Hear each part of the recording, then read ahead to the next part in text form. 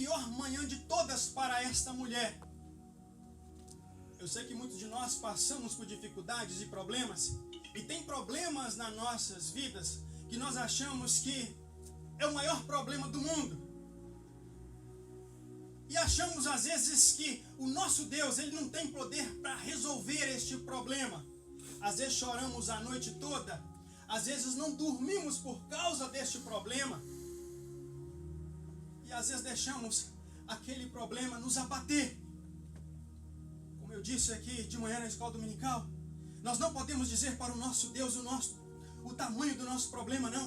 Nós temos que dizer para o nosso problema o tamanho do nosso Deus. O nosso Deus é maior.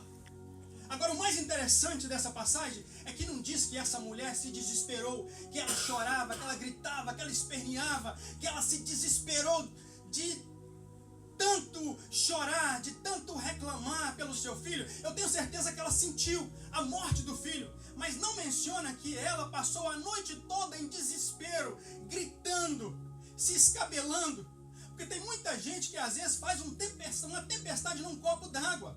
Qualquer probleminha é motivo de sair da igreja, de abandonar a sua fé, de largar a fé com Jesus, sair da comunhão com os santos, desiste de tudo, não quer saber de mais nada, porque está passando um problema que naquele momento parece um problema insolúvel. E o nosso Deus continua ainda com todo o poder na sua mão, lá de cima. Ele está te olhando e Ele está vendo o seu coração. No momento mais difícil da sua vida, no momento mais tenebroso, não se esqueça disso. Deus está lá do seu lado, aleluias. E aqui nessa passagem nós vimos algo aqui acontecer que já tinha sido dito lá no livro de Salmos, que diz assim, lá no Salmo 30, versículo 5, o choro pode durar uma noite, mas a alegria vem pela manhã, aleluia. E aqui nessa passagem nós vemos isso se cumprir. O choro desta mulher está para acabar. Ela pode ter chorado, ela pode ter, às vezes, se desesperado, mas a sua fé continuou intacta. Como seres humanos, nós sofremos. Não é porque você serve a Deus que você está isento de passar por dificuldades, passar por tempestades, passar por problemas, não. Eles vão bater na sua porta, eles vão chegar, sabe, os vendavais querendo te julgar por chão, por terra. Mas é o seu dever e o meu dever estarmos seguros na rocha, aleluia. Para que quando essas tempestades baterem, você falar, aqui não, aqui Deus chegou primeiro, aleluia. Ele está na minha vida, Ele vive na minha vida, aleluia. Porque o nosso Deus, aleluia, Ele é um Deus, aleluia, que Ele não se esquece de você. E a Bíblia diz que essa viúva, além de ser viúva, ela já tinha perdido o seu marido. Agora as suas expectativas estavam na sua semente, que era o seu filho. E agora o seu filho também falece. Que tristeza para esta mulher. Tinha acabado de enterrar o marido e agora enterrando a sua semente, enterrando o seu futuro. Aleluias. O nosso Deus é maravilhoso, aleluias. Porque Ele é aquele que diz lá em Isaías, no capítulo 54, que diz que toda ferramenta que se levantar, aleluia, contra a sua vida, aleluia, ela não vai prevalecer, ela vai cair por terra. E toda língua que se levantar em juízo contra a sua vida também vai ser desfeita em nome de Jesus, aleluia. E o mais interessante é que agora Jesus está saindo agora de Cafarnaum e Ele está indo para Naim, para essa cidade que tem um significado de charmosa, de bela. Mas não adianta nada você estar num lugar belo se a morte, a tristeza, o desespero está com você. Eu sempre digo assim, que não adianta você estar num castelo vestido de ouro, você está vestido com roupas bonitas, passando, sabe, comendo o melhor, tomando o melhor, mas se Deus não está lá com você, agora você pode estar num quartinho pequenininho, onde não tem nada, passando um sufoco talvez ali, mas lá naquele pedacinho, se você tiver Deus no seu coração, você pode saber que você vai estar no melhor lugar do mundo, aleluia. Glória a Deus, aleluia. Essa mulher estava num lugar, numa cidade bela, mas estava passando o pior momento da sua vida. Tinha acabado de enterrar o seu marido e agora enterrando o seu filho. Era uma mulher viúva e agora também sem filho. Mas o mais interessante é que agora estão levando o seu filho para ser enterrado. grupo junto com ela, aquela multidão. Mas interessante, quem está com Jesus, quem está com Jesus, esquece do seu problema. Jesus tinha saído de Cafarnaum e estava indo para Naim. E a Bíblia diz que uma multidão estava com ele, o seguindo. Aleluias!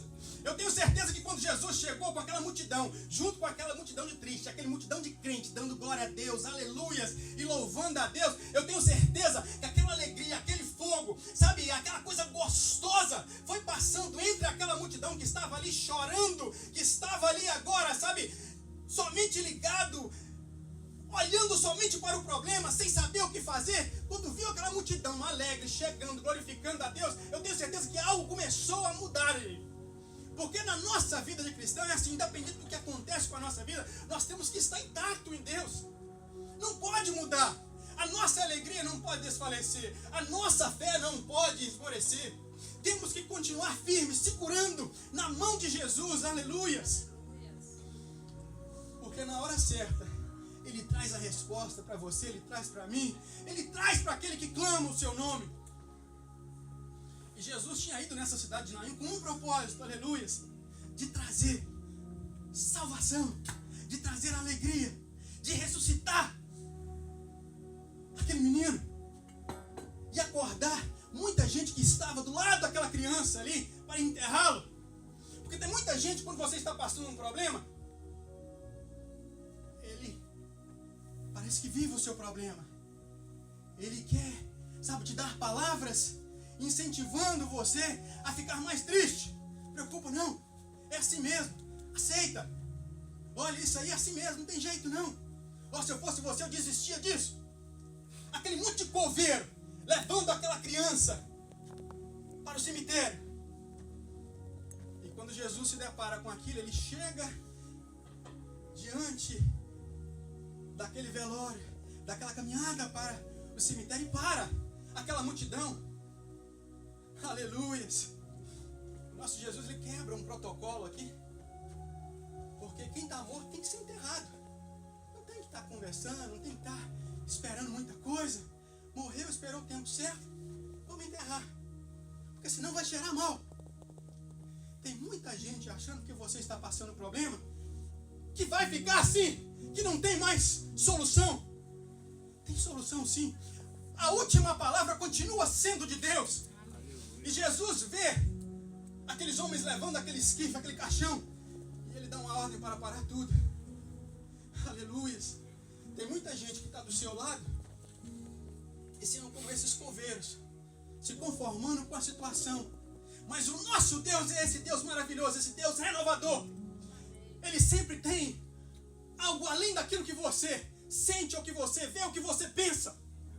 Por isso que nós temos que crer que a última resposta vem dele. É o que diz em Romanos 8, 28. Aleluia, que tudo coopera para aqueles que amam a Deus, aos que foram chamados pelo seu decreto. Se você foi chamado por Deus, você pode crer que o que está acontecendo na sua vida, aleluia, se for da vontade de Deus, Ele vai permitir que aquilo aconteça. Mas se não for, aleluia, Ele vai cuidar daquilo do mesmo jeito. Talvez aquela viúva não estava entendendo aquela dificuldade, aquele problema naquele momento. Mas ela estava ali de lado do defunto. Ela estava caminhando. Muitas vezes nós temos amigos do nosso lado que são como esses coveiros. Na hora da nossa dificuldade, ao invés dele te ajudar, te dar uma palavra de conforto, sabe, uma palavra firme, uma palavra de renovação, que nós estamos falando de manhã nessa escola dominical.